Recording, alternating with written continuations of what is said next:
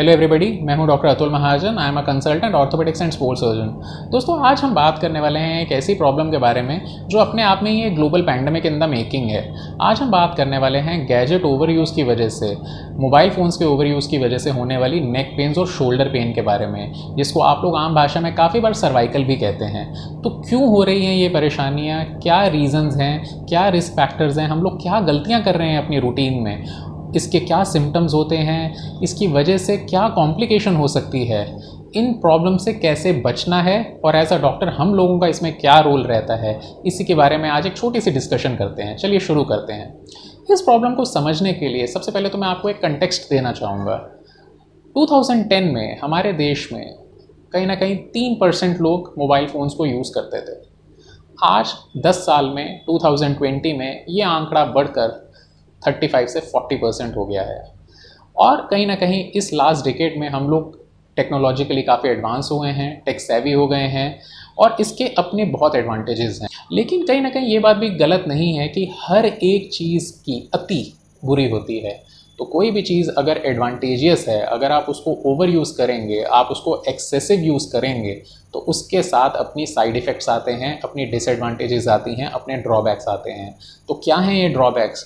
देखिए, कहीं ना कहीं जब आप इलेक्ट्रॉनिक गैजेट्स, चाहे वो टैबलेट्स हो गए, लैपटॉप्स हो गए, आपके एंड्रॉयड फ़ोन, स्मार्टफोन्स हो गए, ई रीडर्स, किंडल हो गए, आप जब इन चीज़ों का यूज़ करते हैं तो इनके अपने बहुत साइड इफ़ेक्ट्स हैं। लोग कहते हैं रेडिएशन हैज़र्ड है, बिल्कुल है। लोग कहते हैं आंखों पे असर पड़ता है, बिल्कुल पड़ता है। हियरिंग डिस्टर्बेंसेस हो सकती हैं लाउड म्यूज़िक सुनने की वजह से, बिल्कुल हो सकते हैं। तो इन प्रॉब्लम्स में कहीं ना कहीं हमारे हड्डी जोड़ नसें कहाँ पीछे रहेंगी। जब आप कोई भी गैजेट का यूज़ करते हैं, क्या आप स्मार्टफोन का यूज़ करते हैं, तो आपका पोजीशन क्या होती है?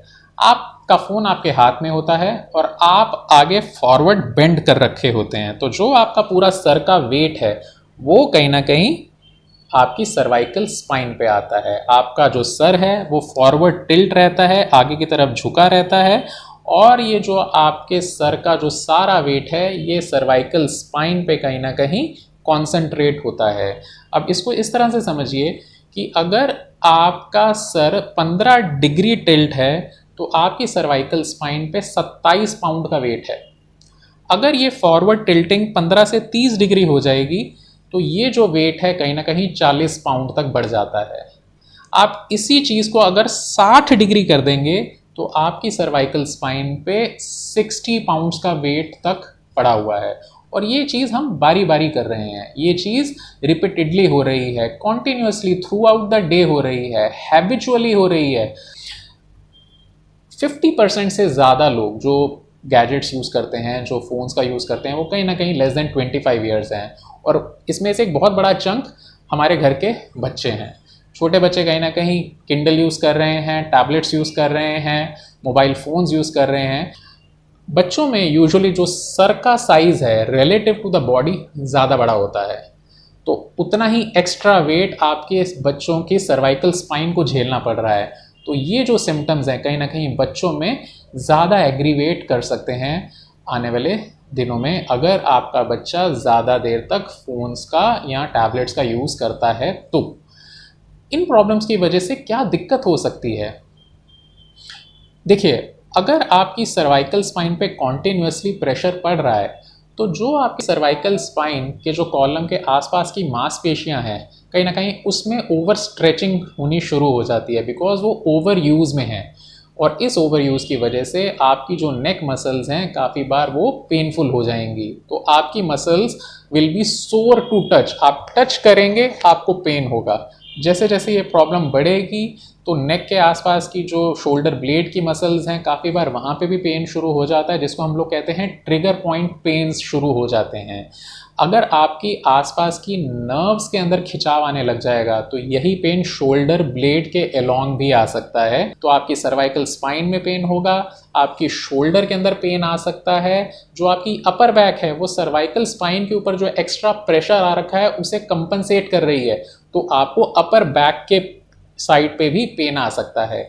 अगर आपकी नसों के अंदर ये सूजन अकड़न आने लग जाएगी, नसों के अंदर कंप्रेशन शुरू हो जाएगा, तो ये वाला पेन आपके शोल्डर के और आर्म्स और फोर आर्म्स के अलोंग भी रेडिएट कर सकता है।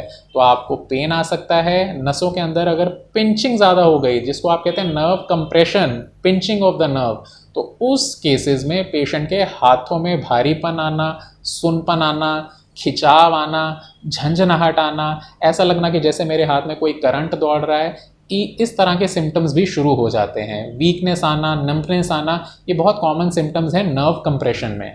तो ये वाले जो सिम्टम्स एंड साइंस हैं कहीं ना कहीं ये बता रहे हैं कि आपकी जो प्रॉब्लम है कहीं ना कहीं वो अब सिंपल प्रॉब्लम नहीं रही है, वो प्रॉब्लम अब धीरे धीरे कॉम्प्लिकेट होना शुरू हो गई है। इसकी वजह से क्या कॉम्प्लिकेशंस हो सकती हैं? देखिए, सबसे पहले तो जो आपकी जो सर्वाइकल स्पाइन है उसका कंटूर एक कर्वेचर होता है, वो कर्व्ड होती है, लेकिन कहीं ना कहीं अगर आपकी मसल स्पैज़म में चली जाएंगी तो ये जो कर्वेचर है कहीं ना कहीं वो फ्लैट हो जाएगा। तो आपने काफ़ी बार अगर आपने सर्वाइकल स्पाइन का एक्सरे की फाइंडिंग पढ़ी हो, उसमें आता है कि स्ट्रेटनिंग ऑफ सर्वाइकल स्पाइन वो कहीं ना कहीं सिग्निफाई कर रहा है कि आपकी जो साइड की मसल्स हैं वो स्पैज़म में हैं। अगर ये प्रॉब्लम ज़्यादा दिक्कत करती है तो आपकी जो इंटरवर्टिब्रल डिस्क है वो डिस्क काफ़ी बार या तो डीजेनरेट कर जाएगी या वो अपनी जगह से स्लिप भी हो सकती है, जिसको हम लोग कहते हैं डिस्क हर्निएशन। इसकी वजह से अगर आपकी नर्व कंप्रेशन होने लग जाएगी तो उस तरह के पेशेंट्स को रेडिकुलोपैथी भी हो सकती है। अगर आपकी सर्वाइकल स्पाइन के जो वर्टिब्रल कॉलम है उसके अंदर डीजेनरेशन शुरू हो जाता है, यानी कि वो घिसना शुरू हो जाती हैं, उस प्रॉब्लम को कहते हैं सर्वाइकल स्पॉन्डाइलोसिस। तो इस प्रॉब्लम से, इस टेक्स्ट नेक सिंड्रोम से कैसे बचना है, क्या क्या चेंजेस करने हैं, क्या प्रिवेंटिव मेजर्स हैं? तो देखिए, सबसे पहली चीज़ तो हमें कहीं ना कहीं अपनी लाइफ में जो हमारे इलेक्ट्रॉनिक गैजेट्स का यूज़ है, लैपटॉप्स का यूज़ है, टैबलेट्स का यूज़ है, मोबाइल फ़ोन्स का यूज़ है, कहीं ना कहीं जुडिशियसली करना है, रिस्ट्रिक्ट करना है। बहुत देर तक इन चीज़ों पे अपना टाइम स्पेंड नहीं करना है। अगर हम अपने मोबाइल फ़ोन्स को यूज़ कर रहे हैं तो ट्राई कीजिए कि 15-20 मिनट्स में आप ब्रेक लें, आप कंटिन्यूसली इसके ऊपर ज़्यादा देर तक वर्क ना करें। आपको अपने मोबाइल फ़ोन्स को आई लेवल पे लाके यूज़ करने की कोशिश करनी है। कॉन्शियसली करेंगे, थोड़े दिनों के लिए करेंगे, आदत हो जाएगी। तो इसको ट्राई कीजिए कि आप अपनी दिनचर्या में शामिल कर सकें। इसके साथ कहीं ना कहीं आपको अपने पोस्चर पे वर्क करने की ज़रूरत है। करेक्ट पोस्चर रखना है। करेक्ट पोस्चर कैसे रखना है, इसके बारे में हमने अपने लास्ट वीडियो में भी बात करी थी। जिन लोगों ने वो वीडियो नहीं सुना है, नहीं देखा है, प्लीज़ वो जाके ज़रूर देखिए। पोस्चर ठीक रहेगा, कहीं ना कहीं आपकी जो नेक है वो न्यूट्रल रहेगी, आपकी जो शोल्डर हैं वो कहीं ना कहीं पीछे की तरफ रहेंगे, तो आपका जो ये एक्स्ट्रा प्रेशर का जो ट्रांसमिशन है वो नहीं होगा। पोस्चर स्पेसिफिक एक्सरसाइजेस करनी है, अपनी रूटीन में कुछ ना कुछ स्ट्रेचेस, जो स्ट्रेचिंग एक्सरसाइजेस होती हैं वो इंक्लूड करनी है। पिलाटेस, योगा जो लोग कर सकते हैं, करना चाहते हैं, वो प्लीज़ अपनी लाइफस्टाइल में वो चीज़ें इंक्लूड करिए। इसके अलावा अगर ये प्रॉब्लम आपको बॉदर करने लग गई है, आपको पेन उठ रहा है नेक में, आपको शोल्डर पेन आ रहा है, आपको मसल्स में सोरनेस फील हो रही है, तो इनिशियल फेज में हॉट पैक्स या cold packs according to your comfortability आप यूज़ कर सकते हैं। नेक मसल्स की, पैरास्कैपुलर मसल्स के अराउंड आप ये हॉट या कोल्ड पैक्स यूज़ कीजिए, या उसके साथ आप लोकल जेल भी अप्लाई कर सकते हैं। अगर आपने हीट पैक्स या कोल्ड पैक्स भी यूज़ किए हैं, जेल भी अप्लाई की है, लेकिन कहीं ना कहीं ये प्रॉब्लम परसिस्ट कर रही है या प्रोग्रेस कर रही है, या ये जो आपके सिम्टम्स हैं ये धीरे धीरे बढ़ रहे हैं, तो इट इज़ ऑलवेज बेटर कि आप अपने लोकल ऑर्थोपेडिक डॉक्टर से एक बार ज़रूर कंसल्ट कर लीजिए। एज अ डॉक्टर हम लोगों का इसमें क्या रोल रहता है, हम लोग सबसे पहले तो पेशेंट की हिस्ट्री और एग्जामिनेशन से ये कहीं ना कहीं पता लगाने की कोशिश करते हैं कि इस नेक पेन का, इस सर्वाइकल पेन का रीज़न क्या है।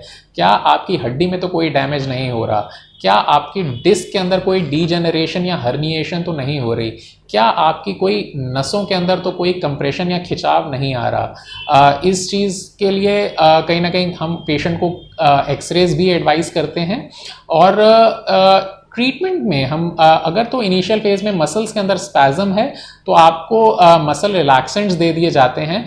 अगर हमें लगता है कि नसों के अंदर कुछ खिंचाव आ रहा है तो उन पेशेंट्स को नर्व रिलैक्सेंट्स भी एडवाइस किए जाते हैं। इन मेडिसिन की डोसेज डिपेंड करता है कि आपके सिम्टम्स कितने ज़्यादा सिवियर हैं।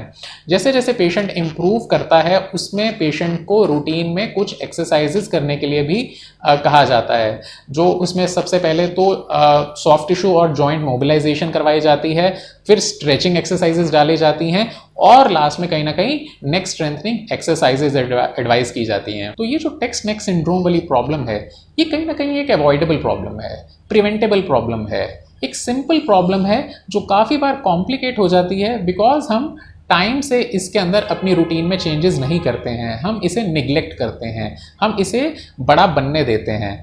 तो ट्राई कीजिए, अपनी रूटीन की लाइफ में चेंजेस कीजिए। इस वीडियो का एक मेन एम यही था कि आप लोगों में कहीं ना कहीं हम लोग अवेयरनेस लाएं ताकि ये चीज़ प्रिवेंट हो सके, हमें ट्रीट करने की ज़रूरत ना पड़े। तो अगर आपको ये वीडियो अच्छा लगा प्लीज़ लाइक कीजिए, शेयर कीजिए मैक्सिमम लोगों से ताकि वो लोग भी इसका बेनिफिट उठा सकें, और हमें सब्सक्राइब कीजिए ताकि हम लोग इसी तरह से अच्छा कंटेंट आपके लिए क्रिएट करते रहें।